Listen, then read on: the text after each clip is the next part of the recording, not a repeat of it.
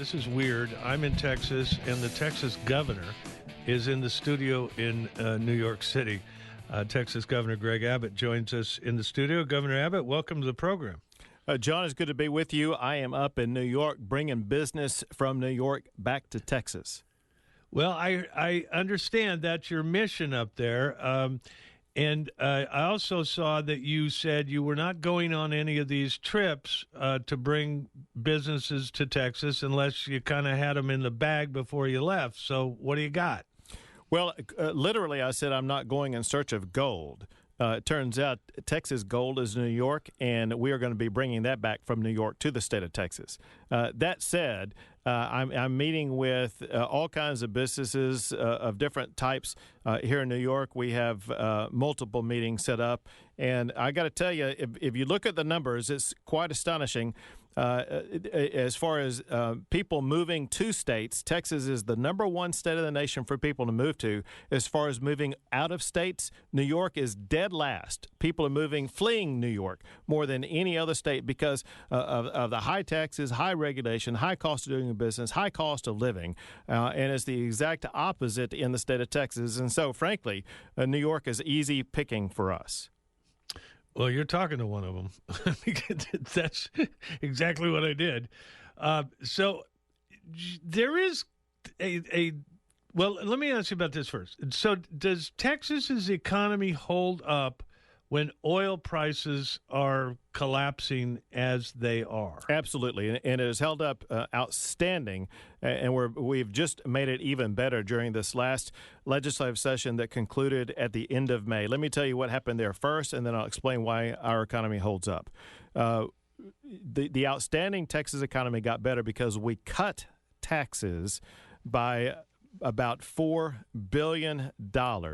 As you know, Texas has no personal income tax. We have no corporate income tax. We do have a business franchise tax that we just slashed by 25%, and we also lowered property taxes in Texas, while also at the very same time investing $4 billion more in transportation infrastructure and investing heavily in education, especially higher education. So we're making the state of Texas better while also cutting taxes, while leaving money in our savings account. We did not even spend all the money that was available to us to spend. And as a result of that, we are having more businesses come to the state of Texas. And getting back to the key part of your question, the Texas economy is incredibly diverse. Oil and gas obviously plays a key role in the state of Texas, but a increasingly smaller role in the state of Texas.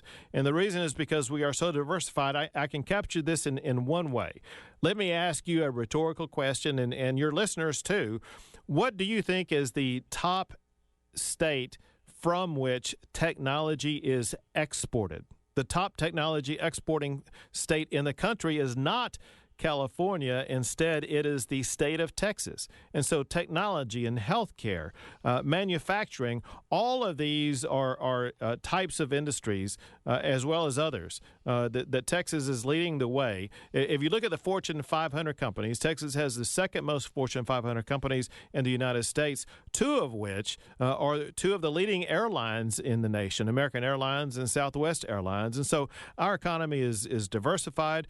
When it comes to healthcare, Texas has, in the Texas Medical Center, the largest healthcare center, not just in the United States, but in the entire world. And so we have a strong, diversified economy where, sure, if oil turns down, we'll have a hiccup, but we can overcome it. I got to ask you about the sanctuary city controversy coming out of California. It seems like a lot of attitudes have changed on sanctuary cities. Some prominent California politicians, let me guess, Barbara Boxer, Senator Feinstein, presidential candidate Hillary Clinton, have all sort of flipped on their support of sanctuary cities. Considering the long border with Mexico Texas has, what is the sanctuary city situation in Texas?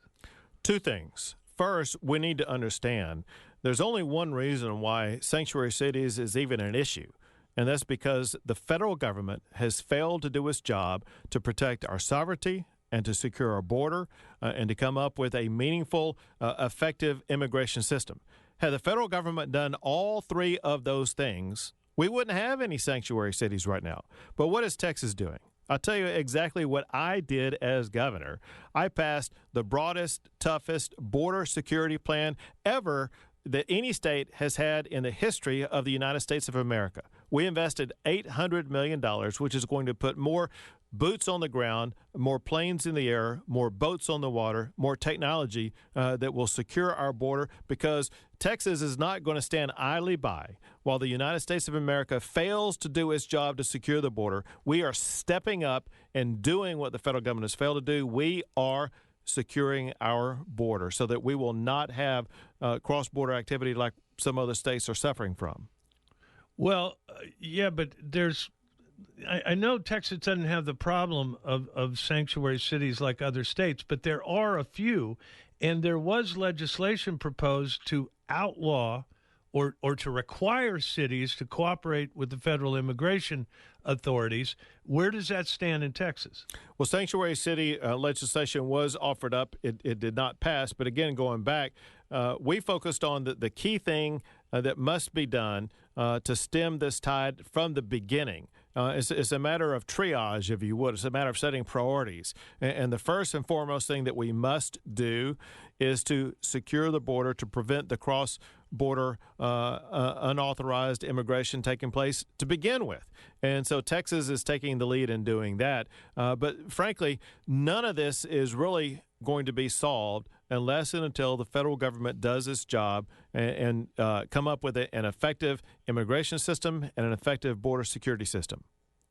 Well, right. Now, Donald Trump, I bring this up with great trepidation, Donald Trump attacked your predecessor, Rick Perry, who's running for president, saying, well, he was governor in Texas for whatever it was, 14 years, and he didn't solve the border problem.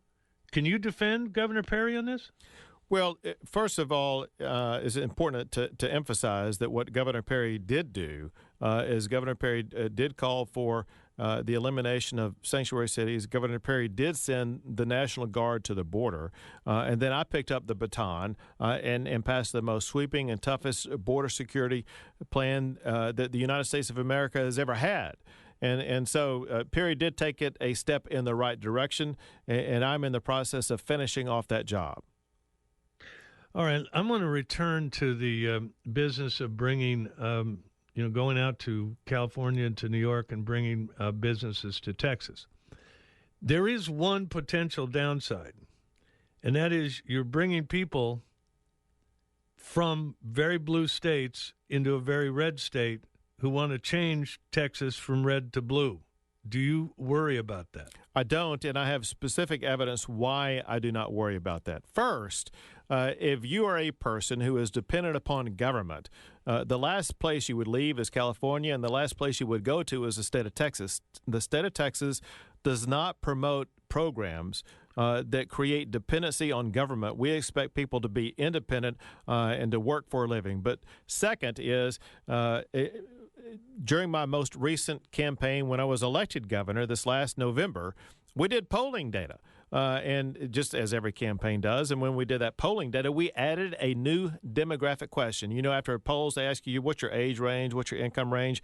We added a new question, and that is, have you moved to Texas recently from another state? And we saw about 15% of the people say that they had moved to Texas from California. About 10% had moved to Texas from New York.